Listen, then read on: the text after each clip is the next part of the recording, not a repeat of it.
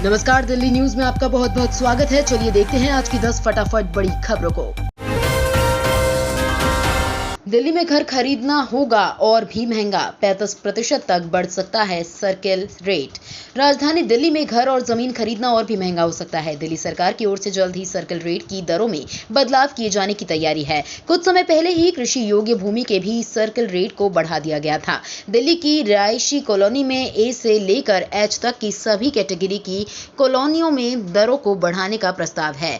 आखिरी बार दिल्ली में साल 2014 में सर्किल रेट बढ़ाए गए थे। खालिस्तान समर्थक स्लोगन को पुलिस ने मिटाया, जांच जारी। G20 सम्मेलन से पहले दिल्ली मेट्रो स्टेशनों की दीवारों पर लिखे खालिस्तान समर्थक स्लोगन को पुलिस ने मिटा दिया है। दिल्ली में सुरक्षा की जिम्मेदारी स्पेशल पुलिस टीम को सौंपी गई थी। खालिस्तान समर्थक स्लोगन लिखे जाने के बाद दिल्ली की सुरक्षा व्यवस्था पर भी सवाल खड़े हो रहा है। हालांकि दिल्ली पुलिस की स्पेशल टीम ने मामले की जांच शुरू कर दी है। पुलिस का कहना है कि आरोपियों के खिलाफ सख्त कार्रवाई की जाएगी।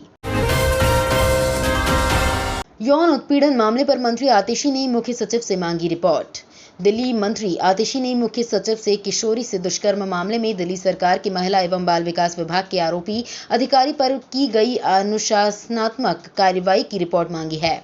आतिशी ने मुख्य सचिव नरेश कुमार को पत्र लिखकर कई सवाल भी उठाए हैं। उन्होंने सवाल किया कि जब आरोपी अधिकारी के खिलाफ यौन उत्पीड़न की शिकायतें थी तो उसे महिला एवं बाल विकास जैसे संवेदनशील विभाग में काम करने की अनुमति किसने दी।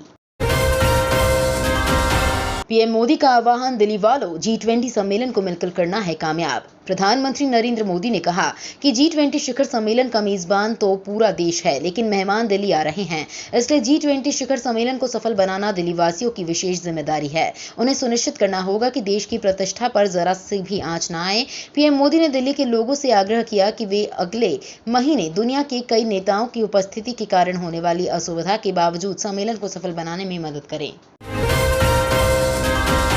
G20 के दौरान गूगल मैप नहीं दिखाएगा नई दिल्ली का रास्ता।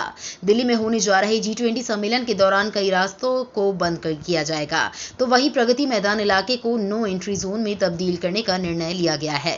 G20 के दौरान कार्यक्रम और VIP मेहमानों का ज्यादातर मूवमेंट नई दिल्ली जिले के क्षेत्रों में ही होगा। इसको देखते हुए दिल्ली पुलिस ने गूगल मैप से भी बात कर रही है, ताकि उस दौरान अगर कोई नई दिल्ली जिले के रास्तों के बारे में सर्च करे तो उसे ये रास्ते बंद मिले। G20 बैठक की तैयारियों का जायजा लेने पैदल निकले दिल्ली के LGV के सक्सेना। दिल्ली में सितंबर महीने में G20 समिट होने जा रही है। इस समिट को लेकर दिल्ली में सभी तैयारियां पूरी कर ली गई है। वहीं इसको देखते हुए दिल्ली सरकार की ओर से 8, 9 और 10 तारीख को छुट्टी का ऐलान कर दिया है। वहीं दूसरी ओर दिल्ली के उपराज्यपाल VK सक्सेना इन तैयारियों का जायजा खुद ले रहे हैं। LG को जो खामियां दिखाई दे रही हैं, उनको लेकर वो अधिकारियों को दिशा निर्देश भी दे रहे हैं। वो बिना गाड़ी के पैदल ही इंडिया गेट सर्कल का दौरा कर रहे हैं। DU में UG एडमिशन का मौका, खाली है इतनी सीटें। दिल्ली विश्वविद्यालय में 3 राउंड की सीट अलॉटमेंट प्रक्रिया संपन्न हो चुकी है। इसके बाद भी विश्वविद्यालय में कई सीटें खाली हैं। DU में UG की कुल 71,000 सीटें हैं, जिनमें से 3 राउंड में 65,900 से अधिक सीटें अलॉट की जा चुकी हैं। अब लगभग UG की 5,000 सीटें खाली हैं। अब विश्वविद्यालय जल्द ही बची हुई सीटों पर एडमिशन के लिए काउंसलिंग की डेट्स घोषित कर सकता है। G20 के मद्देनजर सितंबर में दिल्ली एयरपोर्ट से 160 फ्लाइट्स कैंसिल। अगले महीने होने वाले G20 समिट के लिए राजधानी दिल्ली में खास तैयारियां चल रही हैं। विदेशी मेहमानों की आवाजाही दिल्ली अंतर्राष्ट्रीय एयरपोर्ट से होनी है। ऐसे में सुरक्षा के चाक चौबंद इंतजाम किए गए हैं। इस बीच खबर आई है कि दिल्ली एयरपोर्ट से 8 से 10 सितंबर के बीच 160 फ्लाइट्स कैंसिल कर दिए गए हैं। दिल्ली एयरपोर्ट ने जानकारी दी है कि ये सारी फ्लाइट्स डोमेस्टिक हैं। 80 फ्लाइट्स एयरपोर्ट पर आने वाली हैं और उतनी ही यहां से जाने वाली। फ्लाइट्स को कैंसिल करने की रिक्वेस्ट आई है। ये रिक्वेस्ट अलग अलग एयरलाइंस ने G20 समिट के दौरान लगाए गए प्रतिबंधों को ध्यान में रखते हुए किए हैं।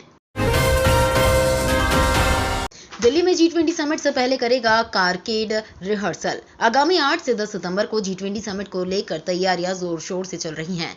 दिल्ली पुलिस ने रविवार को ट्रैफिक एडवाइजरी जारी की है। इसमें कई रूट्स पर ट्रैफिक डायवर्जन की बात कही गई है। वाहन चालकों से इन रास्तों पर न जाने का अनुरोध किया गया है। पुलिस ने कहा है कि रिहर्सल के लिए सुबह 9 बजे से दोपहर 12:30 बजे तक कई जगहों पर ट्रैफिक कंट्रोल किया जाएगा और वहां रूट डायवर्जन रहेगा।